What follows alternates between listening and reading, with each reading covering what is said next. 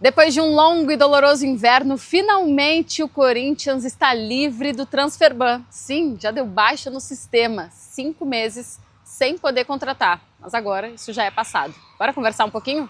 Antes de mais nada, deixa eu me apresentar. Eu sou Bianca Molina, sou jornalista, sou repórter, setorista do Corinthians.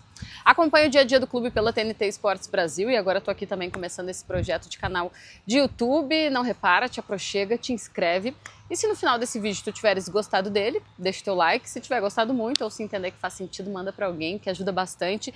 E se tiver habilitada aí a opção de hypar, é simples, rapidinho e de graça. Assim o YouTube entende que tu gostaste e ele passa a oferecer o vídeo para mais pessoas. Bom, hoje é sexta-feira, dia 9 de janeiro.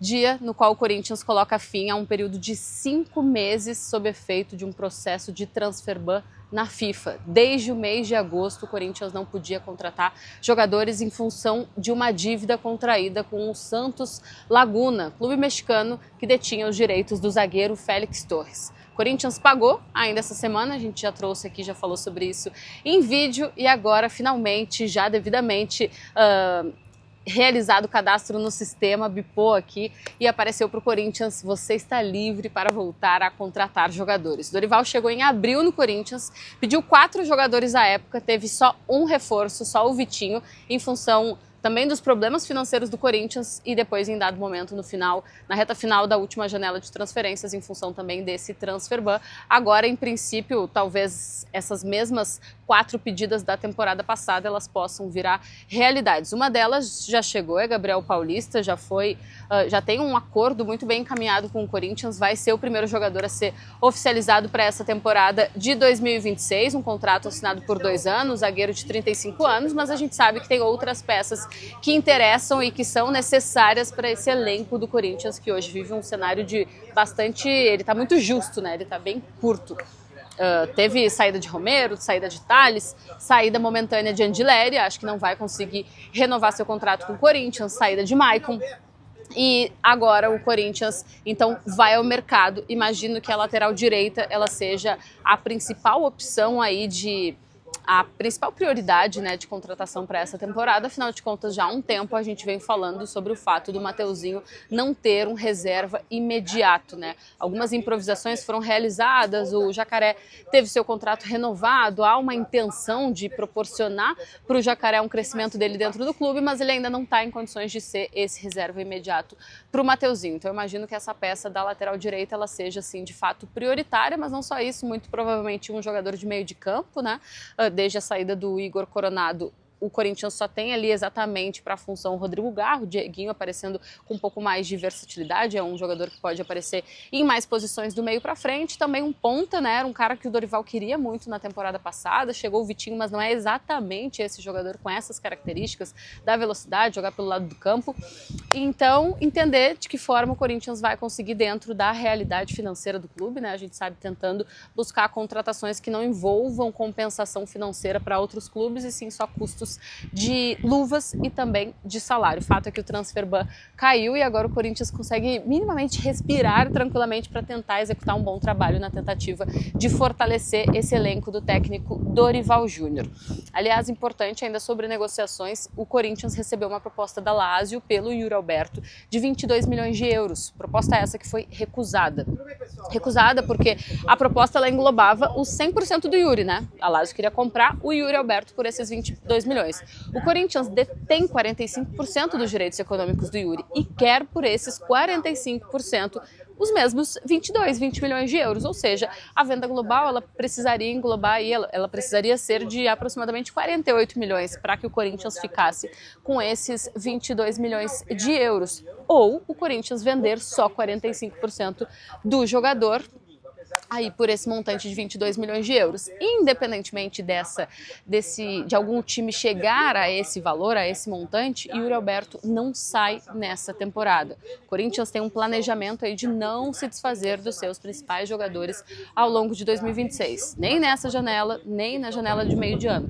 Pode vender nessa janela, mas só vai vender se for um contrato que coloque lá, só vamos entregar o jogador em dezembro.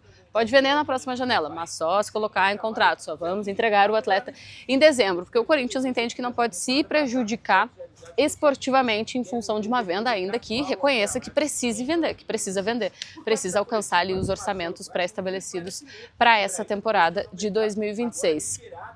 Andileri, falei ali sobre a dificuldade do Corinthians de renovar com o lateral esquerdo. O contrato do Andileri terminou dia 31 de dezembro.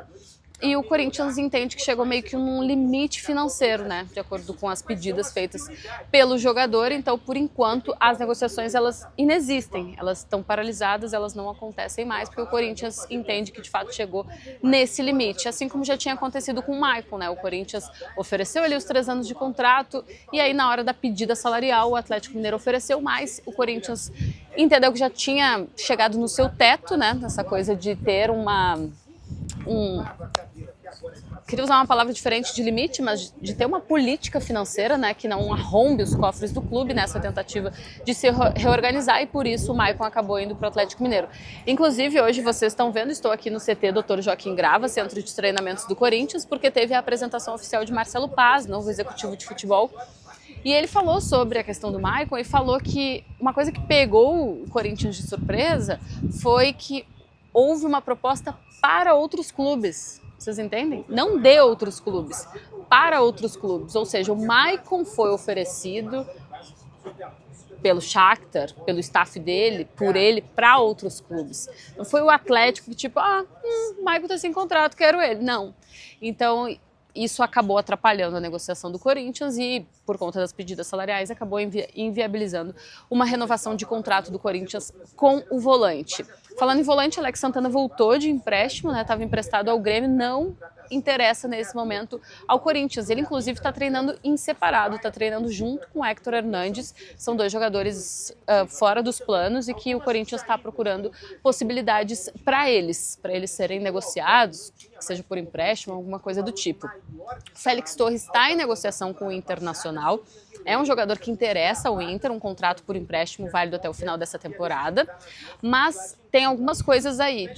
Primeiro que o Corinthians tem uma dívida com o empresário dele, algo na casa de 2 milhões de reais. O empresário quer a quitação dessa dívida antes de uma nova transação. E o outro, porém, é como seria o rateio do salário do Félix Torres. O Corinthians pagaria... Caraca, acho que uma abelha me picou.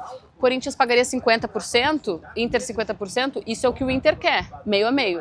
O Corinthians quer tentar melhorar essa porcentagem para pagar menos, então tem esse impasse também, mas o Félix Torres é um cara que, pelo que eu entendi, o Corinthians já não trabalha mesmo com a permanência dele, já entende que tem os zagueiros bastante ali, Gustavo Henrique, André Ramalho, Kaká, Tchoca e o próprio Gabriel Paulista, então já são 5 zagueiros à disposição do técnico Dorival Júnior. Essa sexta-feira marcou o retorno de Yuri Alberto, aliás, a apresentação dele para essa temporada, né? Ele que tinha sido liberado para resolver questões de renovação, não, de emissão de cidadania europeia, de passaporte de cidadania europeia. Chegou ontem ao Brasil, quinta-feira, dia 8 de janeiro, hoje, dia 9, já se apresentou aqui no CT Dr. Joaquim Grava.